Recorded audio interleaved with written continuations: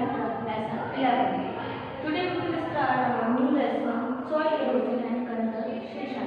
Conservation ठीक है, तो soil यानी मिट्टी का कटाव और मिट्टी का बचाव इस चैप्टर में हम पढ़ेंगे.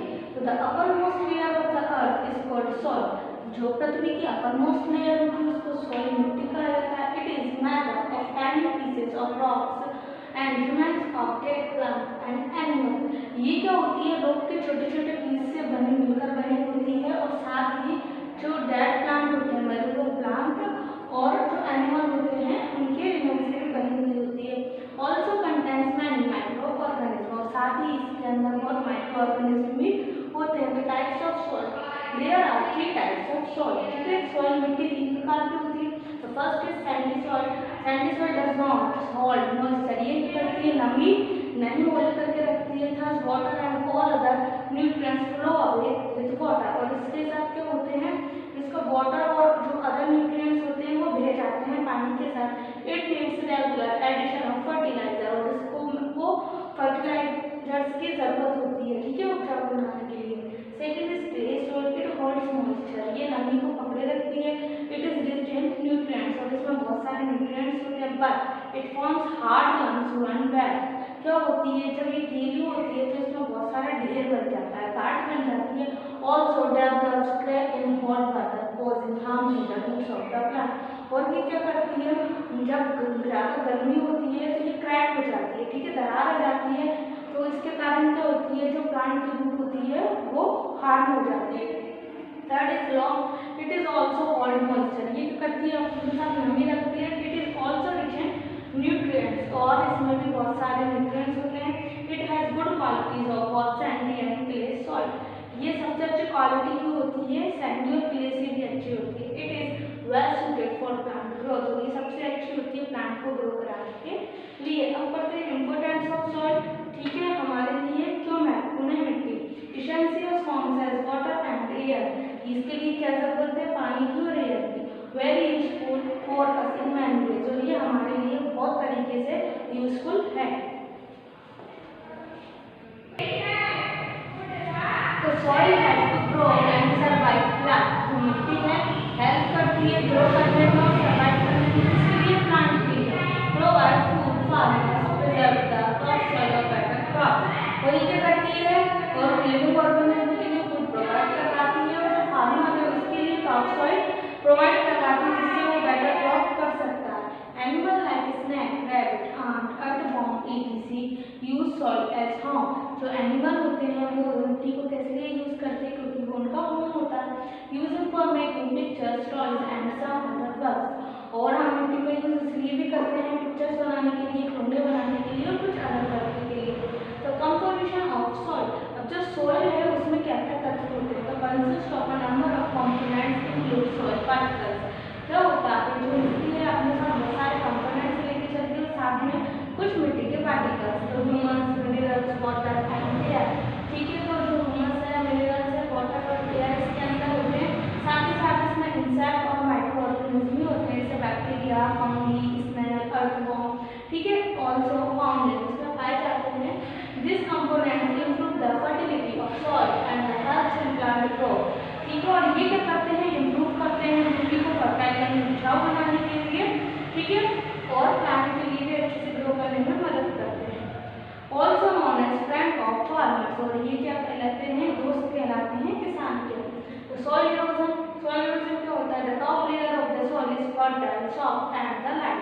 जो मिट्टी की टॉप लेयर होती है, ठीक है, वो कैसी होती है, तो उपजाऊ होती है, बहुत सॉफ्ट होती है और बहुत हल्की होती है. So heavy hand running water and wind can remove the top layer. जब बहुत तेज पानी बरसता है, ठीक है, या हवा चलती है या वाटर फ्लो करता है, तो उसके कारण जो टॉप लेयर है वो रिमूव हो जाती है, बह जाती है, उड़ जाती है. तो कॉल्ड सॉइल इरोजन. और इसी कारण को हम सॉइल इरोजन बोलते हैं, मिट्टी का कटाव. Result in loss of soil fertility which. इसका रिजल्ट क्या होता है, एक तो सॉइल फर्टिलिटी कम होती है. ठीक है, उपजाऊ कम होते चल जाती है. Which makes the land unsuitable for farmer. और जमीन को कैसा बना देता है, अनसुटेबल बना देता है. ठीक है, खेती के लिए various reason of soil erosion. और बहुत सारे कारण हैं सॉइल इरोजन के. विंड. तो विंड ब्लोज, इट कैच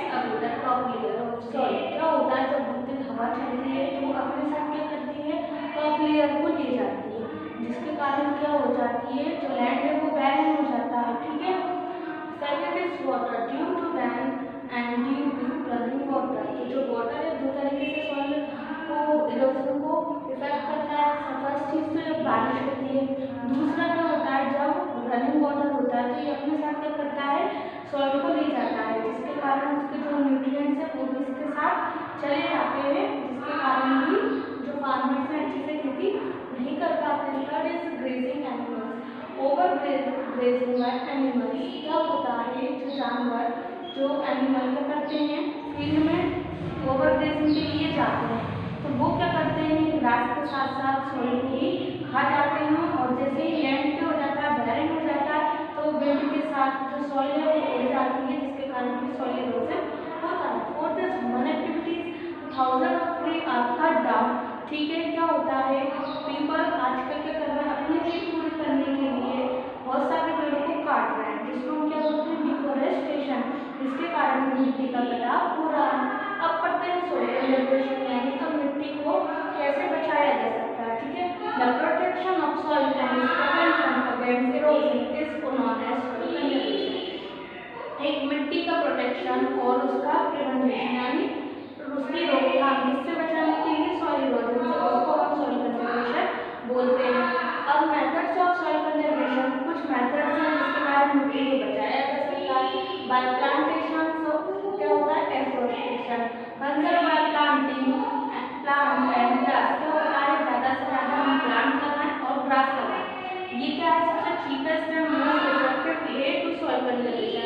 ये सबसे सस्ता और सबसे प्रभावित करने वाला मेथड है soil conservation. Second is by terrace farming, in hilly areas water flow at a great speed result in washing away of the nutrients. तो क्या होता है, जो हिली एरिया में जो वाटर फ्लोज करते हैं बहुत ग्रेट स्पीड में, इसके कारण क्या होती है, जो मिट्टी है वो बह जाती है। इसके लिए हम क्या करेंगे, slopes are cut into terrace, slope से काट के हम उसको क्या करेंगे, टेरेस के टाइप में कट करेंगे और स्टेप बना देंगे, जिसके उसमें growing crops as the water flows down some soil from the step is left और द नेक्स्ट स्टेप। क्या होगा, यदि हम उसको स्टेप में बनाएंगे तो यदि पानी फ्लो करता है, यदि मिट्टी रहती है तो वो अपने नेक्स्ट स्टेप पर आ जाएगी, जिसके कारण क्या होगा, इस नेवर कम्प्लीटली लॉस, जैसे हम मिट्टी को पूरा कम्प्लीटली लॉस नहीं करेंगे, वो वन बाय स्टेप थोड़ी बहुत क्या रहेगी, रुकी रहेगी।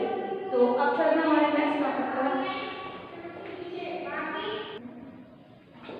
Bye cover crops.